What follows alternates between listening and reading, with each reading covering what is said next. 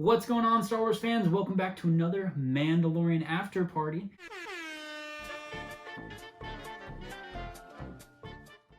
I'm your host, Logan Schultz, and with me as always is my co-host, Cody Dastrup. How are you doing today, sir? Pretty good. Just excited to talk about some Mandalorian and, party. Party. We're going to party in the after party. That's kind of the point of the show, hopefully. But yeah, we're loving the Mandalorian. But before we get into that, we do have something we want to announce. Cody, if you'd be so kind. We have a little giveaway that's going to be going up this week over exclusively on our Instagram page. We're giving away all that you need, hopefully, to go see The Rise of Skywalker, which comes out in less than a month. This is our Star Wars Doctrine official t-shirt. I'm also wearing one. He's also wearing one, so if you don't like this view, you have that view. It's pretty comfy, not gonna lie. Yeah. I wear it all the time, but might as well represent Star Wars Doctrine while I'm watching the new Rise of Skywalker t-shirt. Of course, we'd appreciate it. We would. We'll be repping it. And then, of course, what's complete without some Stormtrooper socks? So trying to give you a little package so that we're all set to go see The Rise of Skywalker. So make sure to check us out on our Instagram. The giveaway will be dropping shortly this week. Yeah, probably the next couple days. Keep an eye out. For sure, for sure. Well, what do you think about episode 3 of The Mandalorian, sir? Chapter 3 was exciting, to say the least. Definitely. My overall kind of rating, if I'm going like action wise, 10 out of 10. Story wise, probably like 8 or 9 out of 10. I really enjoyed it. I still would say the first episode's been my favorite episode. I totally agree. Episode 1 to me was just probably the best, just overall. But it could be some of the like newness of it was fun too. Mm-hmm. But as far as the action goes in this episode, oh my gosh, like it was extremely perfect. well done. Oh yeah, the choreography was awesome. The shooting, the Western kind of feel to it, like it was totally bad A. And he just comes in like kicking A, taking names, like For just sure. confident. So it was really enjoyable. Yeah, and I can't really change much of your overall impression. That's definitely mine. It was such an action show, which is kind of cool to see. Kind of like the third scene be everything comes to like kind of fruition, and we see what happens with the baby, and we see finally it kind of took a long time to get here, but we do see some really cool action. And some cool things like with the tradition of the Mandalorians kind of brought to the forefront here. So the story progressed a lot because episode 2 to me felt like a filler episode. Yeah, which was fine because for example, I was showing my father-in-law the Mandalorian. He hadn't seen episode 2 yet, and I kind of just like he wanted to watch episode 3, and I was like, honestly, like you can watch 1 and then 3, like you could. That's fair. Yeah. Now, I wouldn't want to do that because episode 2 was so awesome and nostalgic, and seeing like the Jawas and the inside of the Sandcrawler and all of the. And seeing Baby Yoda use the Force and all that stuff. Right, there's definitely key components. Awesome. Yeah. But, yeah, if you watched 1 and 3... But I pretty much told him that. I was like, okay, we found out Baby Yoda can use the Force, so just... And he had a frog. Oh, yeah, man, it was cute. Don't get me wrong, I totally loved episode 2. But, like I said, this one moved the story more, I think, because you just found out so much. Yeah, it was just the direction. It was the resolution. It was scene 3. It was act 3, it makes sense. Which is exciting because I thought that I was worried that coming into this that he was going to give up the Yoda baby and we weren't going to get him back in this episode. They'd have to like wait a whole nother episode. Like we knew he was going to get him back. Oh yeah, but we just didn't. I didn't know if you're going to have to wait till episode 4. So I'm really glad we didn't because more Baby Yoda the better. So we're gonna try and break down some of our favorite points of this episode, kind of going chronologically. But like we're saying, it's been great. If you're not watching it, I don't know why you're listening to the show. Spoiler alert's coming. But you should watch it. It's awesome. First thing that we thought was super interesting was as the Mandalorian reapproaches the planet that, to my knowledge, still has no name. Yeah, I don't think that planet's been named. No, it has not. Last I checked. If you know what it is, tell us. It has not been named, but Grief Karga, played by Carl Weathers, he gives him a call, pretty standard hologram call we see in Star Wars quite frequently. But he gives him a call, and I think it's very interesting, is that seems to be the first point where we see, hey, wait, he was in on what the bounty was, and that he had caught him. He was staying very up to date with the Mandalorian. That he got him. Yeah, he was staying really up to date for someone who was like, no, it's just between you and the client. Yeah. So I thought that was rather interesting. well, we find out later it's because he got to profit from it as well. For sure. And he gave out kind of the tracking fobs to literally anyone else around. Yeah, he was pretty much just like, he didn't care who got him, he just wanted someone to get him. Because it really felt like when he gave Mando, it kind of felt like a secretive thing, like, okay, there is one other job, you know, it's this, but, you know, it didn't feel like, oh yeah, everyone can get in on this job. He even said he's like, there's no middleman this time, which is, as a guild leader, he's definitely the middleman, so I was like... So there obviously was, sort of. So it seems like the whole first scene that we find out about the job is bullcrap. Yeah. Carl Weathers had his hand in it in some way because he got his pay cut. For sure. But, as we know, the Mandalorian gets the job done and drops off the kid. Yeah. He gets rid of Baby Yoda. He did seem concerned, obviously, and he was, I thought it was interesting, he's like, hey, take it easy, you know, to the stormtrooper who was pulling the little... Yeah, floats. Why do you need to pull it? Calm down, yeah, dude. And he's like, no, you take it easy. And I was just like, geez. But Mando was kind of like... He was very protective over the kid from the get-go, which is good. The kid saved his life. And then, you know, obviously, they scan Yoda, like, excited because he's really healthy. It's interesting to see, like, their faces, like Dr. Pershing and the client. Is his like, name, I don't think he has an official name. They seem like this, like, oh my goodness, this is real, he's really here, like, we've been searching for him, and like, oh, they were just like this greedy, like, oh, finally. I also love the cinematography they did in that shot, but kind of throughout as well. You got to see kind of from Baby Yoda's perspective on like that shot. It was very well done, which I think is really good news for Deborah Chow, who directed that episode, who's going to be the director of the Obi-Wan series. Especially with the action scenes. Which is good news. Yeah, definitely. How excited were you when he pulled out the ice cream machine prop? Oh my gosh, that is amazing. So if anyone doesn't know, the ice cream maker prop has been around since Empire Strikes Back. Actually, there's a canon character, because he was seen running through Cloud City when they're told to evacuate, and he's carrying an ice cream machine. It's been a joke going on, it's more obscure joke, but his name was Wilbur Hood. Yep. And also known as the Ice Cream Man. And yeah, it's just been a joke, because we're like, why is this dude running with an ice cream machine? It's funny, like, how some of the props are, you know, even lightsabers themselves came from just like camera, right? It's like the Graflex of definitely using what they had, right, which is cool. But an ice cream machine, it's fairly, like, you know, it's fairly obvious that's an ice cream maker. They didn't like paint it gray or anything. It was an ice cream machine. It really definitely was. This one, at least, they kind of like dressed it up a little bit. It was cool seeing it open, like the way it opened and came, like, oh, that was really cool. And then we saw all that Beskar steel in there. Oh, it was super cool. Like, so the proper name for an ice cream machine now is a Camtono. So an ice cream machine is not an ice cream machine anymore. I just was like, man, Amanda's getting paid in ice cream. I was like, oh, fine. What flavor is it gonna be? But yeah, so just so you know, that's a good inside joke in case you haven't already heard about that going around. Like, how cool is it that Filoni and Favreau are just like doing stuff like that? It's been super cool. Like, they're big Star Wars nerds, and just to like throw random props in like that. And it's so obscure, but there's been so many obscure small references that have been very impressive. Oh my gosh. And something I've been watching, I actually follow Jon Favreau a lot, but he does a Netflix special called The Chef Show, and it's based on his movie that he did, The Chef. He starred and directed in the movie. It's a very good movie. Okay. Kind of does a lot with like the pressures that a chef experiences. It's a super fun movie in general, but he basically goes around because he learned how to cook for that movie, and a local Los Angeles food truck legend. His name's I can't remember, it's Roy something or other. He makes it's a really awesome food truck. It's like a kimchi inspired food truck. It's super cool. Interesting. I saw it a lot when I was living in LA, but basically he goes around and he meets with other like famous chefs or actually just famous people in general, and they kind of cook stuff together. Like they just do different stuff. But in the second season, he goes to Skywalker Ranch. Oh, really? And it was when he was just finishing up filming The Lion King. Okay. So he goes to Skywalker Ranch, and he uses Skywalker Ranch apparently has this huge organic garden, because whatever, why not? Magic force infused vegetables.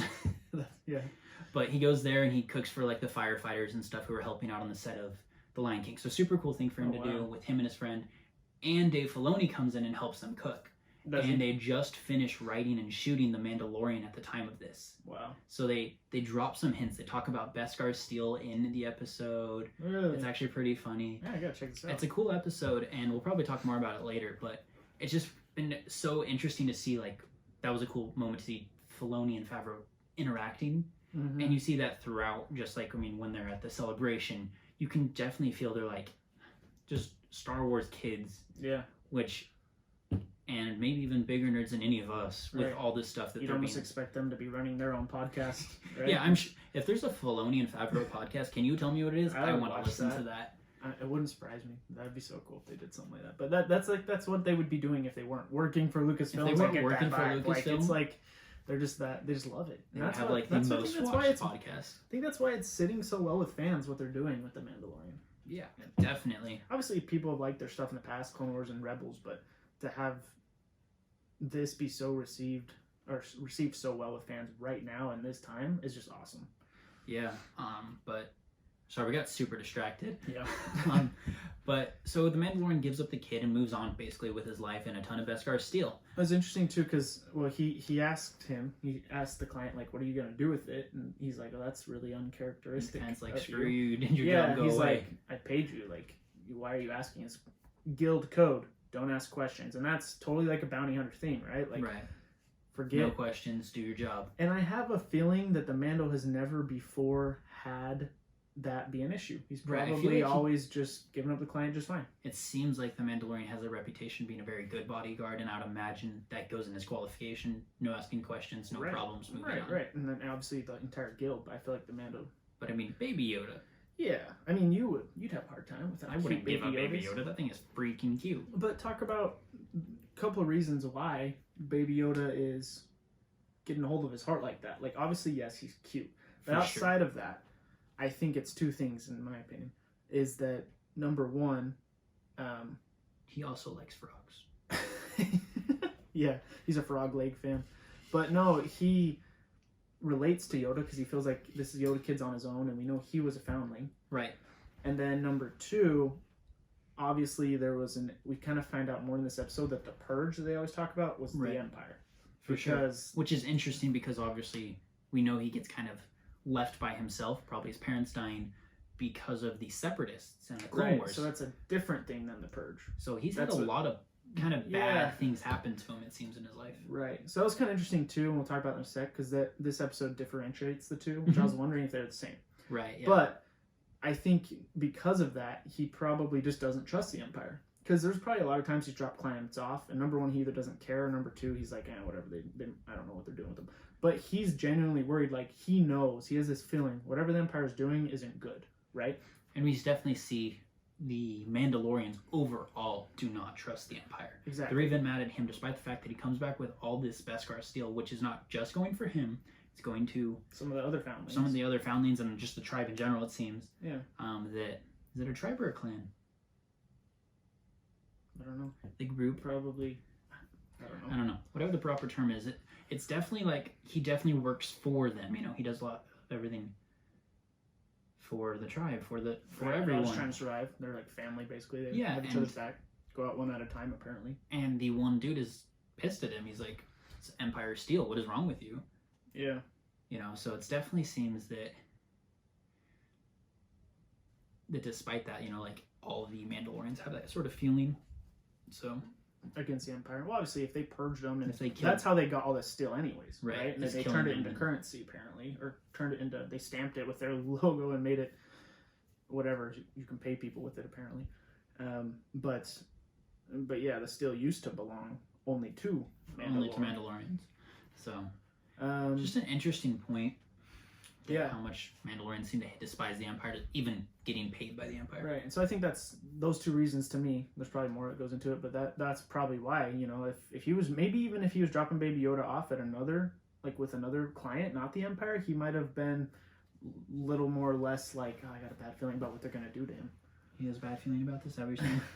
Oh yeah, I wonder if they'll sneak that into the series. They have to. I assume they will.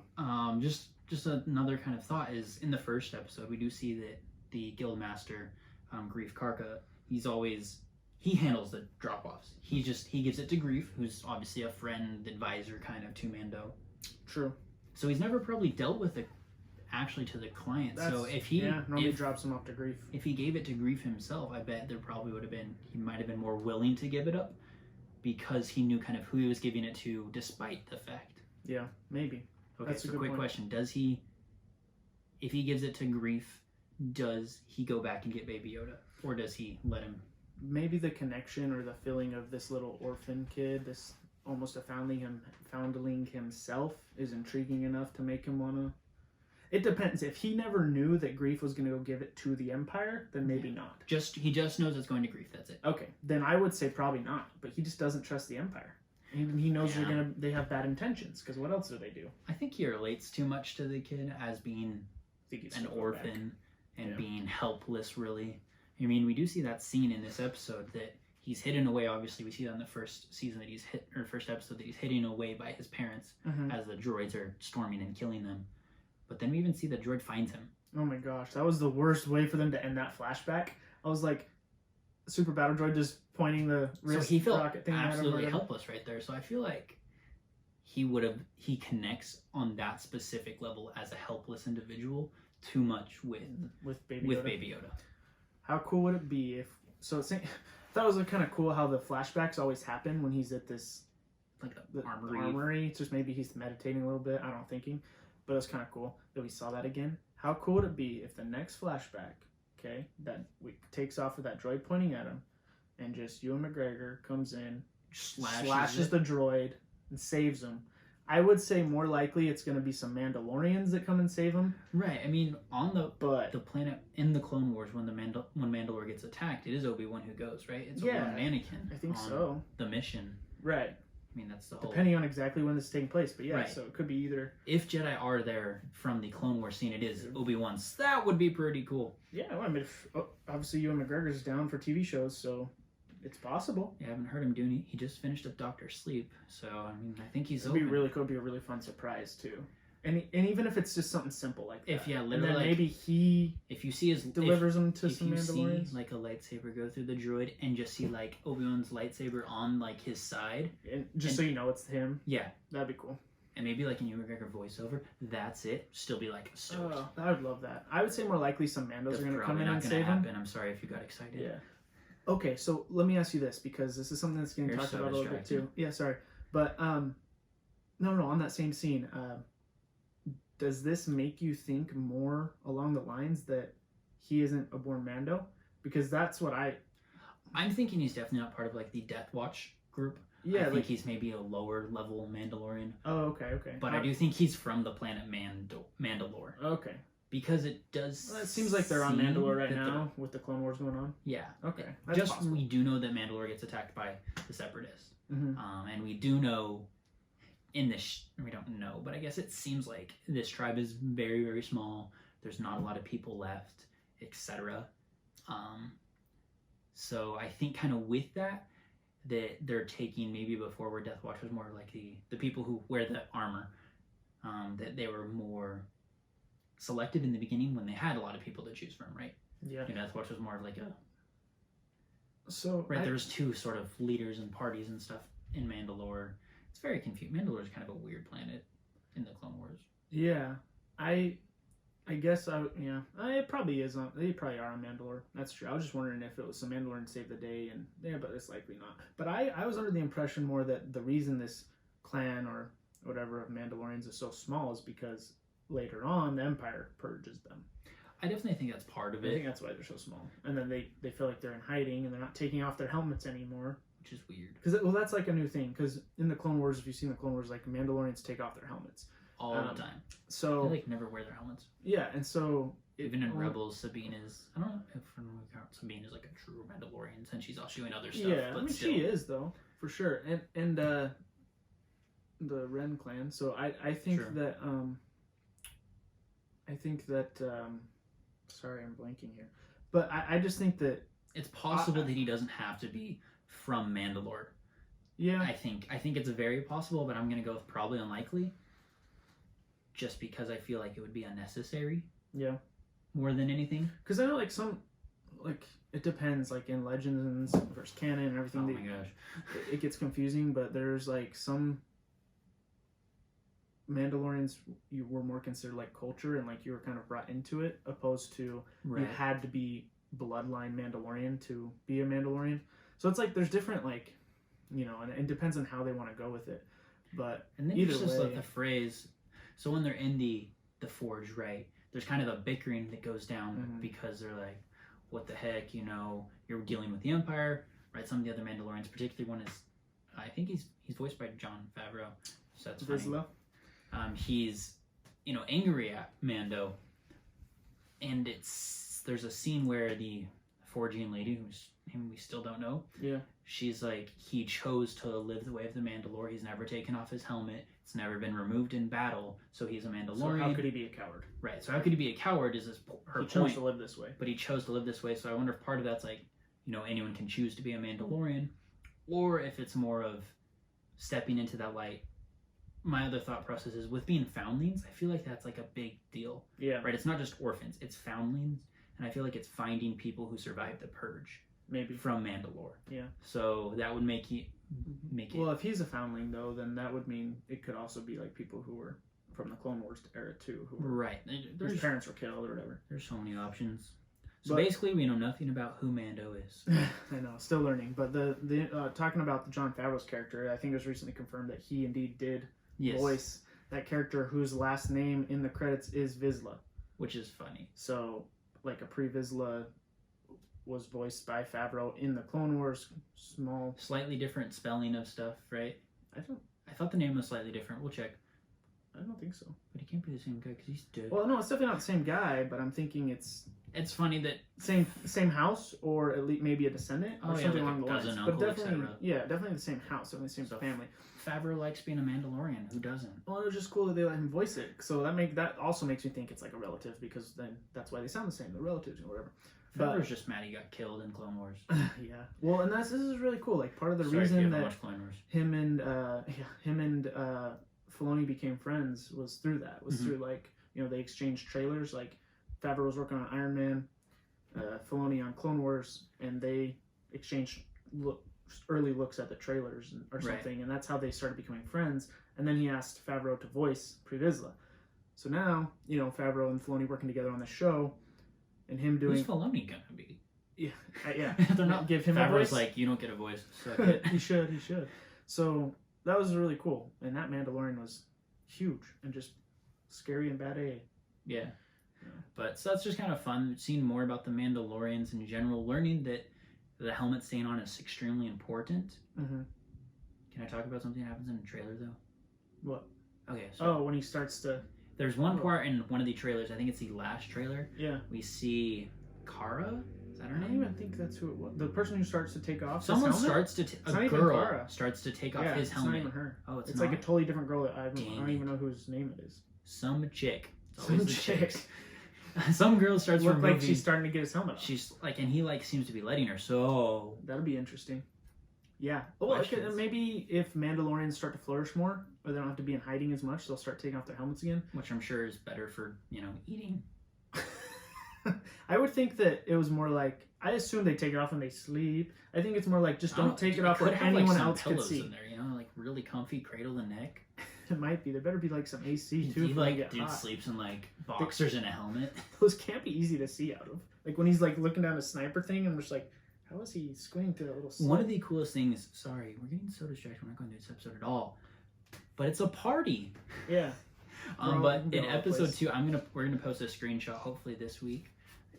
When he's fighting the Mudhorn, which is kind of important for episode 3 in general, there's one point where he gets knocked. There's several points, but one point where he's knocked flat on his back. Oh yeah. He's looking up and you see kind of for his view it's dazed and stuff, but it's actually really cool if you look at it, the edges of it outline his mask where it's like kind of right across straight this way and then a little bit down here. And it's cool because honestly I've never understood how a Mandalorian sees out of that thing at all. Right. But it's definitely, you know, his eyes are way more towards the center where he sees almost everything. It's just like kind of wearing sunglasses. And it's super interesting to get a glimpse outside of the mask. And it definitely obscures some vision, but it's kind of interesting how easy it was. So we'll have to post that for y'all to see. Yep. Even though it's a week late, but whatever. So the Mudhorn, though, like you said, the armory chick basically says, like, do you want the Mudhorn to be your signet, right? Right. And then he says, well, it wasn't like a clean, what did he say? An honorable kill. Well, honorable kill, because my enemy helped me, which I thought that was interesting. He's like, calling the baby an enemy, that seems a bit he's extreme. like, why would your enemy help you? And that was kind of like, he probably had a moment in his head where he's like, that's a good point. Why would my enemy help me? He's like, well, he didn't know he was my enemy. And I think that might be point. kind of like a realization. He's like, is Yoda my enemy? Is Baby Yoda my enemy? Right. Yoda baby. Not Yoda. But yeah. Baby Yoda. Exactly. It's not Yoda, just in case you missed that on the internet somehow. Yeah, so... But I think that's interesting in how honorable he is, even though he got the kill, etc. And Yoda baby isn't really his enemy. Mm-hmm.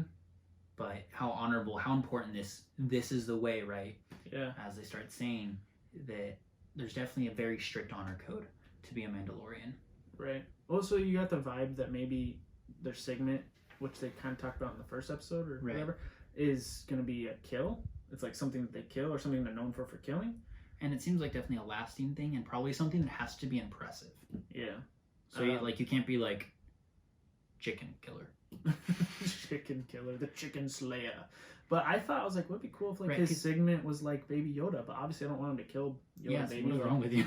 Like, if there was a way that it's like, well, not what you kill, but maybe just what you're known for, and maybe he could be known for like helping Baby Yoda out, and so that could be his segment. I don't know the rules to it if it has to be a kill, but it's kind of throwbacky, I think, of some more fantasy novels, like exploratory novels. Mm-hmm. Like, I really like the Aragon series. Everyone's known for people who kind of like, if they kill a very impressive enemy, like Aragon kills a shade. It makes sense. And he's known as a shade slayer for the rest of his life. That's That like his makes name is blah, blah, blah, blah. Yeah. So maybe, and it has to be something impressive, right? Because he picked off like 4 or 5 Jawas, and that didn't count. The Jawa disintegrator. Jawa disintegrations. Yep.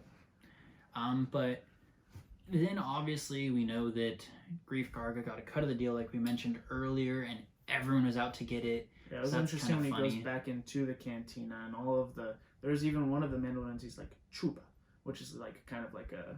It's not nice. Yeah, it's like I don't know if it has a specific meaning. I don't but think it's just they've kind ever of like explicitly translated it, but it's a very like kind of a swear word. It's Star Wars basically. Star Wars word, which is cool. I think it appears in episode 1 and some other places. Yes. I don't know, but Sebulba I think says it. Sebulba says it. Yeah. Yeah.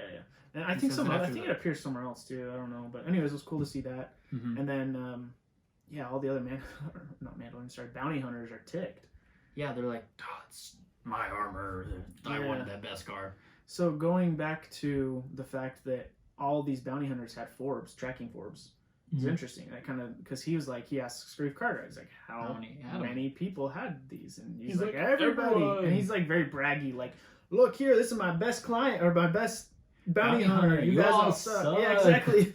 And he's like showing it off, but he does kind of be quiet. He's like, I even got a little cut of the deal too, but he's kind of more quiet on that part. Yeah, it's kind of interesting. So, and then obviously it seems. So I mean, we know he goes on, steals the baby again, and it's interesting that all those people who were after it the first time get re-notified. I wonder if he has like how many of those ice cream cans he's got of Beskar. So they must have had.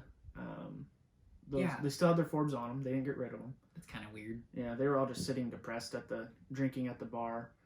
Which can catch our guy Dominic Pace drinking at the bar. His is one of the fobs that you actually see you off right away. So that's really interesting. Really cool. I mean, one of the awesome for him. Coolest looking bounty hunters there for sure. Like, yeah, honestly, there were some other cool ones, but his was like. There's a Zabrak, which is really cool. Yeah. That's kind of it. Yeah, no, there's some cool outfits, but I really thought Dominic's character Gecko was like the most new, like the species obviously was unique. It's the first time we've seen it. And just total bad A looking with his armor, like his costume and his gun and everything. And I mean, he's standing right next to Grief Karga, which I was like makes me think like, oh, you could make a story where it's like you understand that his character oh, absolutely. But you could say like, well, he's probably one of his more trusted ones if you had him standing next to him or something. You know, he was like, it was basically him between Mando and a ship. Right. So that was kind of interesting. You know, he's probably a bad A with a gun. Oh, for sure. He looked bad A. But yeah, so he steals the baby, and then I just think last thing we want to talk about is just the fight scenes. We got to see apparently all Mandos get flamethrowers, which we did briefly see. But he didn't get a jetpack. He didn't get a jetpack. But I mean, he will. Boba Fett and Jango Fett both died because of jetpacks. Well, that's true, and there's quite a few Mandalorians in Clone Wars, I think, where that's caused issues. So there's maybe better off with that one. Yeah, it seems safer. I think he will get one. Edna says no capes. No capes. No jetpacks. No jetpacks. No. So when he goes into, first off, really cool. I like that they have the little ball that comes out of the wall, like at Jabba's palace. You saw a Blinky or whatever he says, and he just like breaks it in half. Just rips it. And he's like trying to get their attention. And we did hear when he was kind of eavesdropping that the client's telling Dr. Pershing, like, just get what you need out of the child and then be done with it. Like, kill him off, do whatever. Like, and obviously Dr. Pershing's like, no, we need him alive. And like, which is so nice to see that Pershing obviously has some sort of feeling towards the child as well. Yeah, I think it's the scientist in him personally. Like, obviously, fair. Like, you don't want anything bad to happen. And I don't know if it's purely because he's like, no, we can still research more things from him, or if he's like, no, it's an innocent child. Like, we're just trying to get his DNA or wherever they're trying to get. And they're obviously, both of them are answering to someone. But one thing he says that's very interesting to Pershing, he says, do it quickly because I can't guarantee your safety anymore. The Emperor. So, yeah. Whatever, it's always Palpatine. When he does, so? Palpatine. Whoever they answer to or whatever, they got to get the DNA or whatever it is they have to get, the midichlorians, whatever they're extracting. I have no idea. To somebody else. But we never see the client again. He takes off. Yeah, we never see He's the not in the after room. the drop-off. And then you hear his voice. And then, once again, Pershing, when Mando comes in, kicking booty, is, like, standing between him and the child. He's like, don't shoot it. It's just a child. He wasn't going to move. He was pretty brave, actually. He wasn't going to move until Mando threw him out of the way. Yeah, that's a good point. Which is pretty impressive when the dude broke into everywhere and beat them all up. The black droid thing that the Mando interrogation shoots, droid, yeah. That's what I was like, what was that doing in there? Like, I guess we've seen it kind of in a medical capacity, okay, right? Okay, so maybe it's the needle is just for extracting stuff. Or, yeah, with whatchamacallit. But Mando was quick to shoot it. Like, we don't want this touching him. That's right. what I felt. So I don't know what. I mean, we see it interrogate. It's part of an it was with Leia, right? An interrogation droid in Leia in A New Hope. And we know it tortured her a little bit. So. And then I guess the other thought would be, I think you see, I'm 97% sure you see one in Revenge of the Sith, as far as Vader being built.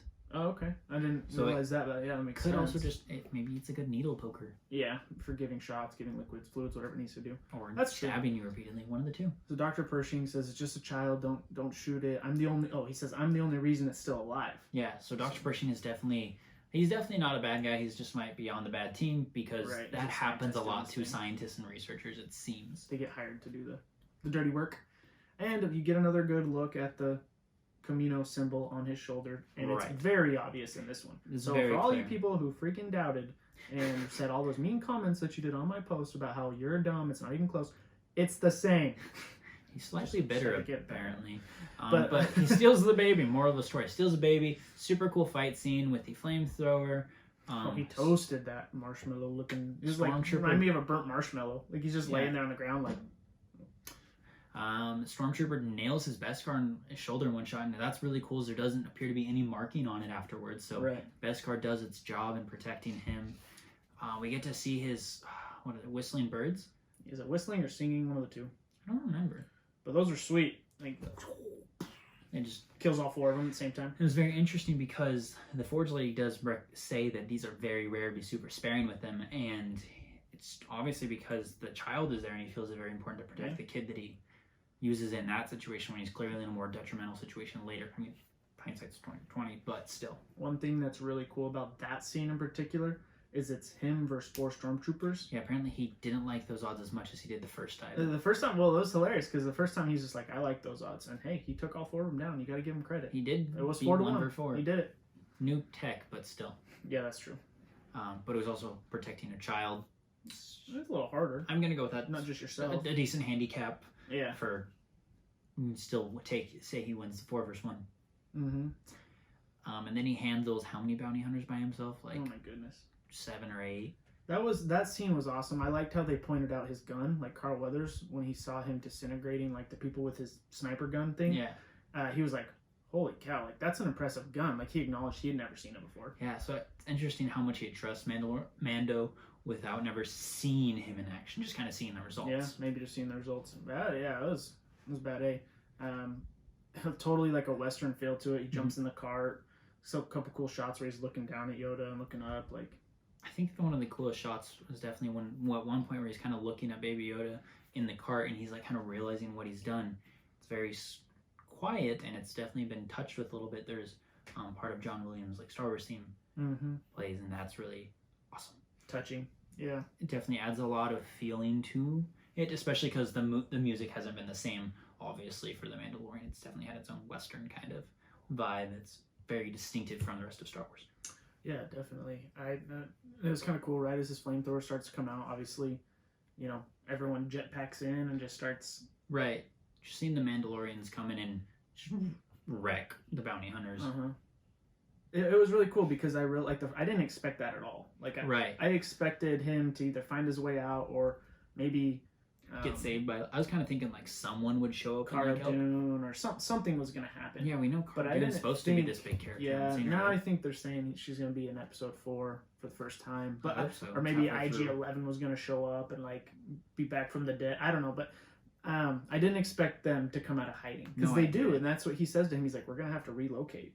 Like we have to go somewhere else now." Yeah, and they're like, this is the way we're supposed to protect each other. That was really cool, especially being Vizsla. I can't remember what his first name is in the credits. Something Vizsla, who fought with the Mando earlier, pull out vibroblades on each other, which is cool to see. That's who said it to him. It's like, this is the way. Like this is what we're supposed to do, no matter what. Even if we want to punch you sometimes. Yeah, super cool, super cool. And I think they realize ultimately Mando's trying to do the right thing, and he's doing right by his clan or guild, wherever they are, family, house. And wherever they're going to go next will be interesting. I thought it was cool that Carl Weathers sneaks away. Keep calling him Carl Weathers. Grief Karga. Sneaks away, gets into the ship because he realizes Mando's going to win, and is waiting for them. Obviously, Mando, distracts him with the little carbonite freeze thing, and then shoots him. Shot. Well, maybe about. Do you think he knew? I mean, he knows that Grief Karga had that there. Do you think he shot him there? That would be interesting. That would be. I never had thought of that until you just said that. That would be interesting to wonder if he knew, hey, this steel will save him, so I'm gonna shoot him here. Yeah, it's a good question because like Bulletproof Vest. I mean, you see people like maybe shoot their own team or stuff in like other TV shows. They'll shoot someone with a bulletproof vest because they know it'll knock them down. Yeah. Maybe break a rib or something, but at the end of the day, they're fine. Mando's a sharp enough shooter. He could have put it where he wanted, I think. And something I did hear. I mean, it's a good thing they have so much money on each of these episodes, but when you're watching it, I watched it the second time, and I heard when he fires at Grief right away, you actually hear the clink of the metal. Yeah, I noticed that the second time. And I was like, I wonder if it was on purpose.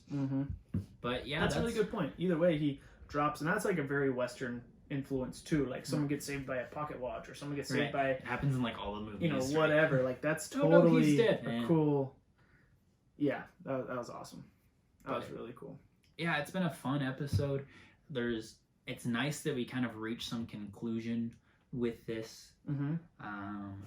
But you still know that a new problem's been created because now the guild is going to be kind of his enemy too, right? Or at least, there's no way Grief Karga's forgiving him of that. I would go with he just got shot, so he's going to either put a bounty on him. Right. There's a good chance that they're going to put a bounty on Mando. Maybe the Empire is too because they want their baby Yoda. But you can't tell me Grief Karga is just going to be cool with what just happened. He killed half of the guild. Yeah, I don't think he cares about the guild, to be honest. I don't know, man. But that's why he was so upset. He's like, you broke the guild rules. Because this is the thing. For the guild to keep making money, they got to abide by these rules. If someone starts breaking the rules, people aren't going to start going to the guild because they're going to be like, well, are you even going to give me my bounty? Or is one of your bounty hunters going to feel sad and come steal them again? He's got to protect his business. Yeah, but then again, I'm going to go with the Mandalorian would cost a lot to bring in. And I'm going to go with Grief I think he'd rather get Mando, because there's obviously a bounty on Mando. Maybe he'll offer his 2 Beskar steels for... I don't think Mando's worth that to him. I don't think he cares that much. I had the feeling when he first pulled out the steel and showed it to Mando, I was like, Mando's going to get that. I had this feeling. I was like, mine. Later on in the season, mark my words, that's my prediction, is that Beskar will be Mando's. That's cool. I think. I don't know. I'm not saying he's going to kill him, but somehow he's going to get that. Like, this belongs with He knows it's out there. He's going to get it. So where do they go from here? First off, really cool. Another thing like Deborah Chow props to her, and I don't know if that's her or if it's a story writing, but really cool that the ball thing, the Yoda playing with the ball was a theme through it. So the first one, obviously, he's telling him it's not a toy. Like, quit playing with the little ball of his little thrust ignition. I don't know. Whatever it is. Something specific. And then when that's off, that makes him miss Yoda. He's about to leave, and you realize it's off, and he's like, oh. And then at the end, he drops it into Yoda's hand. Back to baby It's like Yoda. like this progression of Mando without seeing his face or seeing his emotions through it, which is really awesome. So props to them tying it back in with that. Right, for sure. You then have the Vizsla character, Favreau's voice, come up and salute him, which it was like a very Iron Man. Yeah, and Favreau did Iron Man, so it's very makes sense. Very cool reference in a little bit. Yeah. So the third one. Like I was gonna ask you, where do you think they go from here? He blasts off into space. What's his goal now, other than running from the Empire and all that stuff? Potentially the Guild. I know you don't agree with me on that, but they're gonna be running from some people. There's places to go. So where is he gonna go? What's his destination now? Two guesses is he's gonna go somewhere new, to hide out, regroup, etc. Because you meet back up with the Mandalorians. I don't know. He's gonna go to a new planet we've never seen before, guaranteed.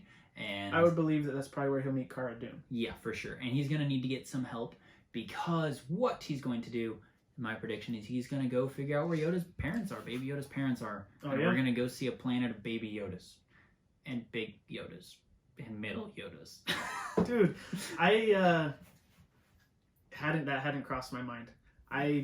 I guess I just assumed this dude's on his own, like this baby Yoda. But obviously he's got parents, and he's only 50 years old, so his parents probably still around. Yeah, they're probably only 200-300. You know? I don't know. Maybe it's like their third kid. I don't know so when they're Yodas like 600. Yeah, so he definitely has parents, and it'd be interesting to find out how he got to where he was. He definitely has a species. He's got a story. So yeah, that'd be cool. It's like a planet of the Wookiees, but a planet of the Yodas. Yeah, and I'd love to never hear what the Yodas are called. The species? The species. Just because call them Yodas. We just call them Yodas forever and have the internet get upset weekly about it. But we had never know what they're called, but to see kind of that they exist kind of just out there. Because obviously we know they have existed, but just to see more of them, I guess. Yeah, that'd be interesting. I hadn't even thought like, oh, we could potentially see more Yodas in this. But yeah, we totally could. There's a chance that maybe this planet's like nobody knows about it. Maybe it's in the unknown regions or something. It's a tiny planet. It's a moon, and they don't know, because it just makes you wonder. Like, for some reason, they wanted this specific Yoda. It seemed like, or maybe they just wanted any Yoda. I'm gonna go if they wanted any Yoda, and maybe this Yoda was off the world, and so it was an easier. It was accessible. Because if you wonder how he got where he was. Maybe he was like Superman. Unless you believe he's a clone of Yoda's, then that would make sense that they want this specific one. But could you imagine trying to go to a Yoda planet and trying to take stuff? If they're all as force sensitive as Baby Yoda, they would get their butts handed to them. So do you think every one of Yoda's species is force sensitive? I'm gonna go with yes. That would be cool. I'm okay with that. I really am. Like, probably to varying degrees, but I mean, 3 out of 3 have been with the Force. Yoda, Yaddle, Baby Yoda. We got 100% rate right now. 100%, about 100. And they've all been impressively strong. Yoda being one of the most powerful Jedis ever. Ever. For sure. That's a fact. Yaddle was on the council. Yaddle was on the council. Should have been decent. So that means she was one of the most impressive or most valuable Jedis at the time. Out of 10,000. Right. Which is a rough number from Rebels. They say there's 10,000 Jedi. Right. So 12 out of 10,000 is a really good percentage. Yeah. So. Okay. So you think maybe he goes to Planet Yoda's. I like maybe that he regroups with the Mandalorians or something and they find a new hiding out planet. But yeah, that'd be really cool if that's his next mission, is to take. But I also think that he needs to find out what they were going to do with him. I think he's going to get this like, okay, they need to progress. These guys are my enemies. I'm going to figure out why they wanted him to begin with, because something fishy's going on here. Yeah, I get that.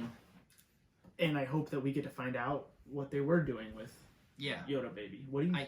Did this give you any clues to make you think? I know we were kind of heading with they wanted to clone him, or they wanted to at least figure out a way to clone force sensitivity. Do you think that? Are you still feeling that theory, or what are you thinking? I'm thinking there's something unique about Yoda's species that we need. whether it's for cloning or whether it's some extraction of DNA. I have varying opinions on, but there's something very unique, and I'm gonna go with it probably has most to do with their kind of like a two-part factor. Is one, they're so in touch with the Force, and two, that they live so long. Okay. So I'm thinking the fact that they're so strong with the Force is connected to they live so long. Maybe that's why they live so long, because there's so much Force. They're definitely connected, in my opinion. But, okay. Well, anything else for the partying of Mandalorian? I think we've talked to you guys enough. Yeah. Definitely love to hear kind of what you guys have to say about what we've said. Pitch us your theories and everything like that. Right. If you don't mind, please give this video a like. It helps out a lot. Subscribe to the channel. And check out our Instagram for the giveaway. Yeah, that's coming up. And before we close, we just have to mention that we're seeming to get a new saying every single week. First we had this, I have spoken. Now we have this is the way. So I guess that means we close this one with this is the way. This is the way.